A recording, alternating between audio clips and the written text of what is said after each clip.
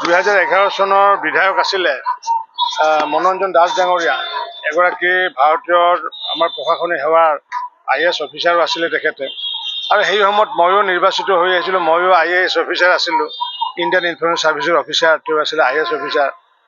গতিকে দুজনে তেওঁ ভলেণ্টাৰী ৰিটায়াৰমেণ্ট লৈছিলে, মই চাকৰি এৰিছিলোঁ। আৰু মই যেতিয়া তেখেতৰ লগত একেলগে MLA হৈছিলোঁ, বিভিন্ন আমি কথা পাতিছিলোঁ, দলৰ কথা পাতি, সেই সময়ত 5জন মাত্ৰ বিধায়ক আছিলোঁ। গতিকে সেই পঞ্চপাণ্ডৱে আমি অকলে যুঁজ দিছিলোঁ, তাৰ মাজত এগৰাকী আছিলে। গতিকে সেইগৰাকী ব্যক্তিয়ে পৰৱৰ্তী সময়ত ভাৰতীয় জনতা পাৰ্টি ত্যাগ কৰি পেলাই কংগ্ৰেছত যোগদান কৰিছিলে। কিন্তু কংগ্ৰেছত থাকোঁতেও মই 2021 চনৰ পাটাচাকুছি নিৰ্বাচনত আশীৰ্বাদ ল'বলৈ আহিছিলোঁ, তেওঁ আশীৰ্বাদো দিছিলে। কিন্তু এইবেলি মই পুনৰ আশীৰ্বাদ ল'বলৈ আহিছোঁ, কাৰণ তেওঁ এতিয়া কংগ্ৰেছ নাই, কংগ্ৰেছ মুক্ত। গতিকে সেইকাৰণে তেখেতৰ পৰা আশীৰ্বাদো ল'লোঁ। আৰু লগতে যাতে এই সমষ্টিত যাতে সহায় সহযোগ কৰাৰ উপৰিও ভৱানীপুৰ সৰ্বগত যাতে সহায় সহযোগ কৰি দিয়ে, তাৰ কাৰণে আহ্বান জনাইছোঁ। আচলতে ৰঞ্জিত দাসক প্ৰথমতে বজালিত ময়ে নামানো। মই তেতিয়া কৈছিলোঁ, তই আহি ভালকৈ থাক, পাৰিলে তো ভৱিষ্যতে চিফ মিনিষ্টাৰ বনাম। মোৰ কোনো এইবিলাক আকাংক্ষা নাই, তেওঁক আগুৱাই নিম। পিছত আৰু উল্টা পাল্টা হ'ল, কোনে মানুহ ক'ত গ'ল। মোৰ একদম সঁচা অন্তৰৰ কথা। তেওঁক ময়ে আনিছিলোঁ, আনি কৈছিলোঁ, তই পাৰিলে তোক চিফ মিনিষ্টাৰ বনাম। এতিয়া তাৰ পাছত ক'ৰ উল্টা পাল্টা হ'ল, ক'ৰ বিজেপি ক'ত গ'ল, ক'ৰ কংগ্ৰেছ ক'ত আহিল নহয় জানো। আজি আপোনাক গামোচাৰে সম্বৰ্ধনা দিছে, আপুনিও তেখেতক সম্ভাষণ জনাইছে, আশীৰ্বাদ দিছে নিৰ্বাচনৰ বাবে। নিৰ্বাচনত আশীৰ্বাদ মানে এনে ৰঞ্জিত দাসক তো ৰাইজে সৰু ৰাইজে আগেও আশীৰ্বাদ দিছে 2বাৰ কৰি। আৰু এইবাৰ অলপ সৰু এটা লগ লাগি বেছি ভাল আশীৰ্বাদ দিব কিজানি, সেইকাৰণে মই অকলে আৰু আশীৰ্বাদ নিদিয়াকৈ থাকিম নেকি। মোৰ ফালৰ পৰা আশীৰ্বাদটো দিছোঁ, ভগৱানে সহায় কৰক। 2011 চনৰ বিধায়ক আছিলে মনোৰঞ্জন দাস ডাঙৰীয়া, এগৰাকী ভাৰতীয় আমাৰ প্ৰশাসনিক সেৱাৰ IAS অফিচাৰো আছিলে তেখেতে।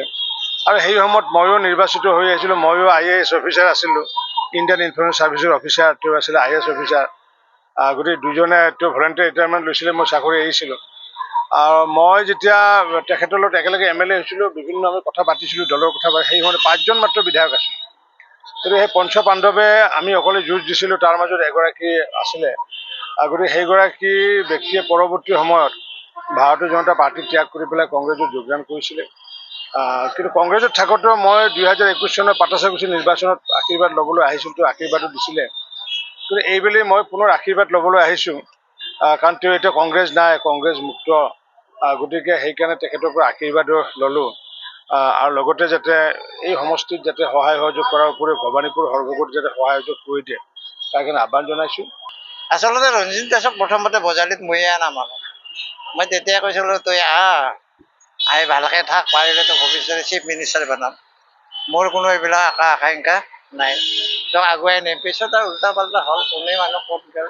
মোৰ একদম সঁচা অন্তৰৰ কথা। তেওঁক ময়ে আনিছিলোঁ, আনি কৈছিলোঁ, তই পাৰিলে তোক চিফ মিনিষ্টাৰ বনাম। এতিয়া তাৰ পাছত ক'ৰ উল্টা পাল্টা হ'ল, ক'ৰ বিজেপি ক'ত গ'ল, ক'ৰ কংগ্ৰেছ ক'ত আহিল নহয় জানো। আজি আপোনাক গামোচাৰে সম্বৰ্ধনা দিছে, আপুনিও তেখেতক সম্ভাষণ জনাইছে, আশীৰ্বাদ দিছে নিৰ্বাচনৰ বাবে। নিৰ্বাচনত আশীৰ্বাদ মানে এনে ৰঞ্জিত দাসক তো ৰাইজে সৰু ৰাইজে আগেও আশীৰ্বাদ দিছে 2বাৰ কৰি। আৰু এইবাৰ অলপ সৰু এটা লগ লাগি বেছি ভাল আশীৰ্বাদ দিব কিজানি, সেইকাৰণে মই অকলে আৰু আশীৰ্বাদ নিদিয়াকৈ থাকিম নেকি। মোৰ ফালৰ পৰা আশীৰ্বাদটো দিছোঁ, ভগৱানে সহায় কৰক।